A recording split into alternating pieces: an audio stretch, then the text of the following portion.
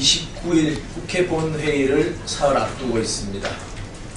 오늘은 운영위원회, 법사위원회, 기재위원회, 미방위 등 4개 상임위가 열릴 예정입니다. 29일 본회의에서는 최대한 많은 법안을 처리해야 합니다. 올해 처리할 수 있는 법안들은 29일 모두 처리해서 가벼운 마음으로 을니년 새해를 맞이해야 합니다. 12월 2일 예산안 법정 시한 내 처리로 12년 만에 여유로운 연말을 되찾은 것도 대화와 타협의 정치가 복원되었기 때문입니다. 여야가 대화하고 타협해서 꼬인 정국을 하나씩 풀어나가는 모습은 국회가 가장 바람직한 모습입니다. 특히 부동산 3법 처리 합의는 만시지탄이지만 그나마 다행입니다. 이제 남은 기간 동안 국회는 복원된 대화와 타협의 정치를 살려서 경제도 살리고 민생을 회복하는 데 최선을 다해야 할 것입니다. 29일은 연말 국회가 경제와 민생을 위한 남은 숙제를 모두 처리하는 날이 되기를 기대합니다.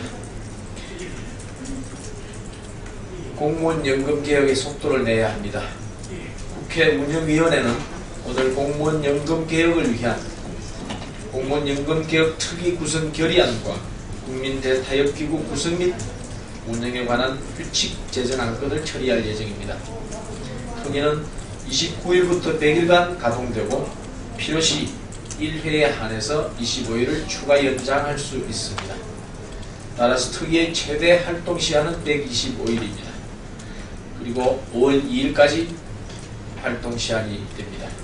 공무원 연금 개혁의 중대성을 감안하면 짧고도 먼 대장정의 길입니다. 지난 몇 달간 공무원 연금 개혁에 대한 논의가 시작된 이후로 꾸준히 언급되어 온 우리 모두의 걱정은 단 한 가지입니다. 후손들에게 막대한 빚을 떠넘겨서는 안 된다는 것입니다.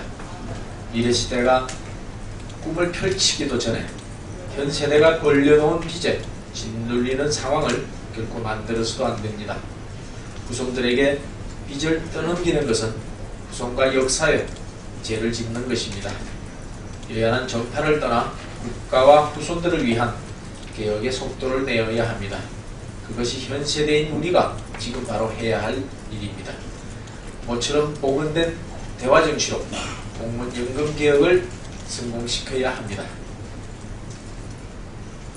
사이버 대응 체계를 총체적으로 점검해야 합니다. 원전 가동 중단 시한이 사이버 공격 없이 성탄절을 넘겼습니다. 다행스러운 일입니다. 하지만 정부와 한수원은 허점을 노린 사이버 공격이 있을 수 있다고 판단해서 29일까지 비상체제를 유지하기로 했습니다. 개인정보범죄 정보합동수사단은 24일 원자력 발전소 해커가 한국 수력 원자력의 내부 자료를 유포할 때 사용한 인터넷 주소의 접속 지역이 중국 선양에 몰려있다고 밝혔습니다. 원전 사이버 테러에서 완전히 벗어나기 위해 파악한 거점을 바탕으로 중국과 국제사법 공조를 가동해서 국민을 색출하는 데 주력해야 합니다. 원전 외에도 국가안보, 국민 안전과 직결되는 국가기관 시설이 널려 있습니다. 국가 주요 기관 시설 사이버 테러 대응 체계에 대해서 총체적으로 점검해야 합니다. 국회 계류 중인 국가 사이버 테러 방지에 관한 법률안도 이번 임시국회 회기 내 처리해야 합니다. 총성 없는 사이버 테러가 국가 안전에 직접적인 영향을 미치고 있습니다. 현재 북한과 10대 1의 열악한 수준으로 되어 있는 사이버 전력을 더 한층 강화해야 합니다. 사이버 전력 강화는 이제 국가 안보와 국민 안전을 위해서 더 이상 이룰 수 없는 과제입니다. 정부와 정치권, 전문가 집단 모두가 대책 마련에 매진해야 할 때입니다. 한수원의 원전 자료 해킹 사태로 국회에 제출되어 있는 국가 사이버 테러 방지에 관한 법률안 제정안 필요성이 더 절실해졌습니다. 이 법안은 민간이 참여하는 국가 차원의 종합적 사이버 테러 대응 체계 구축이 핵심입니다.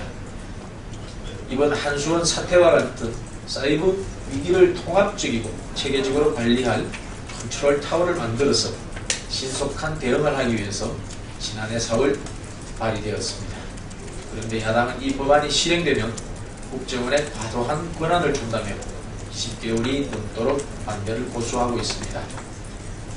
심지어 이 법은 국정원에 사이버 공간을 송두리째 주는 것으로 고양이에게 생선을 맡기는 격이라고 주장하고 있습니다. 국가안보는 생선도 아니며 국정원은 고양이도 아닙니다.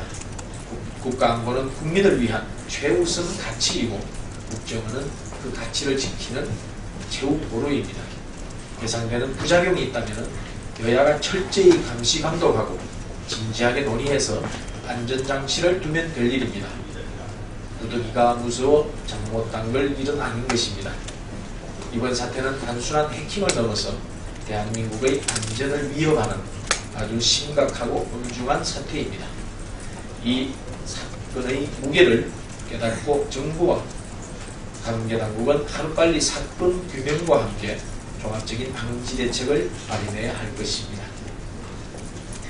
여야는 국회 차원의 대책을 마련해야 합니다. 그 첫걸음이 바로 국가사이버 테러 방지법입니다. 국가안보와 국민 안전을 위해 이번 임시국회에서 사이버 테러 방지법을 제정할 수 있도록 야당의 전향적인 자세를 촉구합니다. 김정은 국방위원회 제1위원장이 24일 이희호 여사와 현정은 회장에게 친서를 보내서 남북관계의 개선 의지를 보였습니다. 그러나 바로 다음 날에는 북한의 대남기구인 조국평화통일위원회가 대변인 담화를 통해서 남한이 북한 인권 문제를 비판하는 국제적 움직임에 적극적으로 가담했다며 비참한 대가를 치를 것이라고 위협했습니다. 강원 양면 전술로 우리 정부의 대북 정책의 원칙을 흔들고 남남 갈등을 부추기려는 의도가 있는 것 같습니다. 북한은 냉온탕 흔들기식으로 진서의 진정성을 약화시키고 덕당 수준으로 격화시키는 행위를 멈춰야 합니다. 서로를 대통로로 만들자는 진서의 진정성을 보이려면 대화 의지의 진정성부터 보여야 할 것입니다. 북한은 지금 유엔의 북한 인권 결의안 채택과 미국과의 사이버전으로 무원의 상태에 빠져 있습니다. 고립의 탈출구를 우리에게서 찾고자 한다면 남북 보이콧 접촉에 응답부터 해야 합니다. 북한은 민간단체의 대북 전단 살표를 트집잡아 분산시켰던 비상식적 행위가 되풀이되지 않도록 남북 간 상호 신뢰 회복을 위해서 진정성을 보일 것을 다시 한번 촉구합니다. 기업인 가석방론이 언론의 관심을 모으고 있습니다. 경기를 살리려면 모두가 합심해야 한다는데 이견이 없을 것입니다. 심체된 경기를 부양하려면 기업인들의 역할이 중요합니다. 사주 의존도가 높은 우리 대기업들의 경영문화에 비춰볼 때 그 중요도는 배가 될 것입니다. 그렇다고 경제를 살린다는 명분 아래 죄지은 기업인들에게 특혜를 주는 식으로 비춰진다면 이 역시 법치주의에 어긋나는 것입니다. 법 앞에는 평등해야 한다는 것이 법치주의의 기본 정신입니다. 특혜도 불이익도 없어야 하는 법치주의가 바로 세워집니다. 유전무죄도 유전유죄도 법치주의에 어긋나는 것입니다. 경제와 법치는 포기할 수 없는 가치입니다. 기업인 가석방론은 경제와 법치 이 두 가지 차원에서 고려되어야 합니다. 정부는 경제와 법치 두 가지 잣대를 놓고 깊은 고민을 해주기를 바랍니다.